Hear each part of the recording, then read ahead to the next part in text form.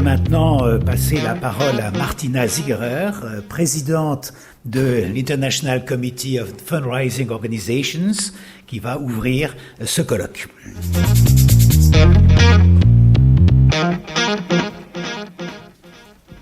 Dear Chairman, dear board members, dear team of Comité de la Charte, dear representatives from the French charity sector, dear friends of ICFO, dear ladies and gentlemen, it's a great honor for me to open the 56th Annual General Meeting of ICFO in Paris. We especially welcome the ambassador from Taiwan, who will attend our conference, and our guests from Japan, from Lithuania and Hungary, as well as new ICFO members from Luxembourg, from Czech Republic and Austria, who are for the first time among us. Paris vaut bien une messe et Paris vaut bien une assemblée générale. C'est surtout ce que sont dit les nombreux participants qui ont venu aujourd'hui de l'Amérique du Nord, de l'Amérique du Sud, de l'Asie et de toute l'Europe pour être présents à cette conférence. Un grand merci à Gérard de la Martinière, président du comité de la Charte, et à son équipe pour le faire possible. Mes remerciements vont aussi également à Madame Van der Berg de l'Institut Pasteur et à son équipe qui nous accueille aujourd'hui. Let me introduce ICFO to those who do not know who we are, what we do, what we share, and how we manage our diversity. ICFO is an international network of charity monitoring organizations. We have 18 members from 17 nations, which analyze more than 4,000 charities and provide information to more than 750 million donors. For different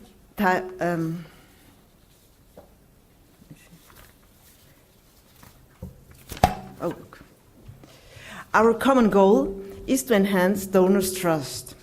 We give confidence to donors that donations are used for the purpose which they are given for. The charity monitoring organizations, as charity monitoring organizations, we do not only have common goals, we also face similar risks that could harm the good reputation of charities and do have a negative impact on donors' trust. One of these risks, for example, is when fundraisers are using misleading information, or when they put pressure on donors to raise money, or whenever they behave in a way which is not considered as ethical and respectful by donors. What we all want to achieve is to keep away from the donors those who do not act with integrity. We all want to make it difficult for them to enter the door to our fundraising markets and to harm donors' trust. But if it comes to moral and ethical questions, there is no clear border of what is acceptable and what is not. Cultures are distinct in different parts of the world, and societies which finally decide on the moral values and rules are diverse. If charities are perceived of being corrupt, this would be another risk which would harm donors' trust. But there is no global definition of what corruption exactly means. You can include fraud, abuse of a position of trust to gain advantages, nepotism, briberies, manipulation of procedures, kickbacks, and so on. For different types of charities, the risks of corruption vary according to their field of activities. The challenge is to prevent corruption and to identify the individual risk, to sensitize the organization for them, and to impulse the right level of regulation without causing too much bureaucracy for the NGOs. A similar situation which would harm donors' trust can we find if charities would be involved in money laundering or tax fraud. To prevent the charitable sector from being abused for illegal practices, the promotion of transparency, of good governance and accountability is very important. But we need to be aware that we are working in different legal frameworks. What is illegal in one place can be a business model in another world. And coming from Switzerland with a financial place, I know what I'm talking about. If charities would pay very high remunerations to their CEOs, board members, or staff, donors' confidence will be harmed too. The remuneration charities are paying depends on many aspects. For example, on the level of professionalization of the charitable sector, of the market prices of the staff they need, of living costs, and so on. What is acceptable and what is considered as extremely high is related, for example, to the average remuneration paid in a country, to traditions, and to the expectations of society and donors. So the sensitivity for this topic can vary from country to country. A similar situation is the spending or not spending of the funds raised. How fast should a charity spend donations they got? If you ask this question, you will get many different answers and opinions. And in some countries, even the governments are putting limits to these questions, and in others they are not.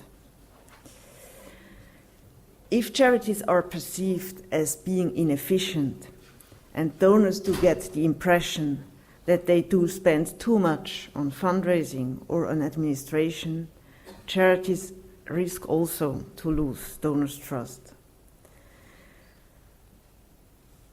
But the question for all of us is, how much is too much? And the answers will depend, among other aspects, on the market dynamics and on the level of competition in the fundraising markets we are acting in.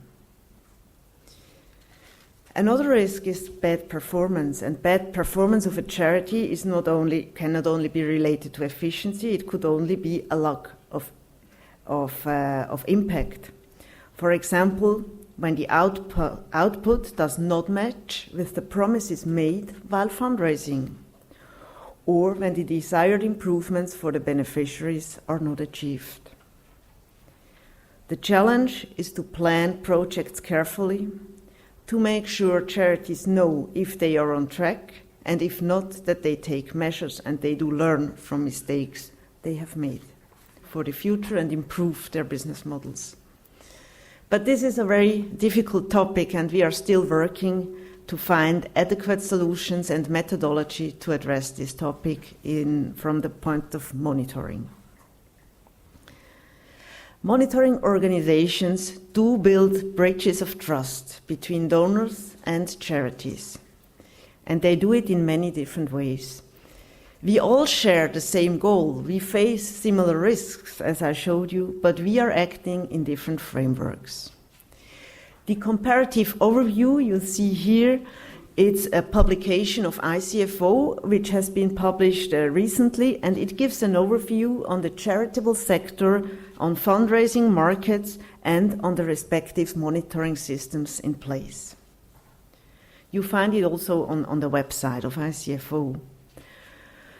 To enhance donors' trust, monitoring organizations do set standards for charities, for example, regarding corporate governance, fundraising, communication, accounting, risk management, and control.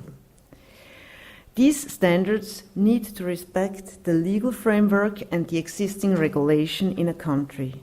They need to fit with generally accepted principles, for example, for accounting or auditing in a specific market, and they need to be in line with the moral values of society, with the sensitivities of the public, with market dynamics, and with the level of professionalization in the charity sector. The members of ICFO do enforce their standards through monitoring and accreditation by issuing a seal for those who do fulfill the standards, or by publishing a report about the monitoring results. But they also help capacity building. They do train and support and advise NGOs how to meet the standards. Further, ICFO members do promote transparency in order to reduce the information asymmetry between donors and charities, so donors can make an informed decision before they give money to a charity. Some of us do run a donor advice service, where donors get answers to their questions, where they can file a complaint, and where they get to know who is on the blacklist. The International Network of Charity Monitoring Organizations is a unique platform for monitoring organizations to learn from each other. We promote charity monitoring and do welcome also new initiatives in emerging markets, in emerging donation markets such as Asia, South America, and Central Europe.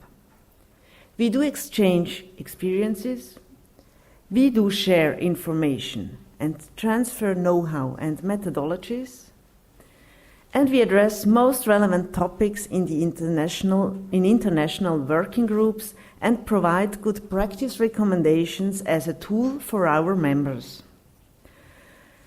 We identify new trends and challenges in charity monitoring which come along with new technologies in fundraising, in communication, and with new payment channels.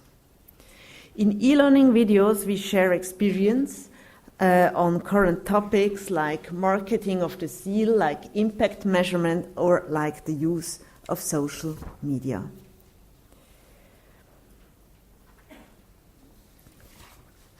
And on conferences like today, we do get the opportunity to focus on specific monitoring topics, to develop new contacts, and to strengthen our network.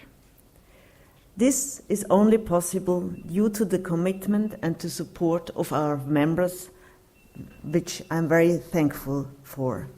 And our special thank goes to Comité de la Charte for organizing a very rich program, which I'm looking forward to, and I wish you to get many new insights. Thank you.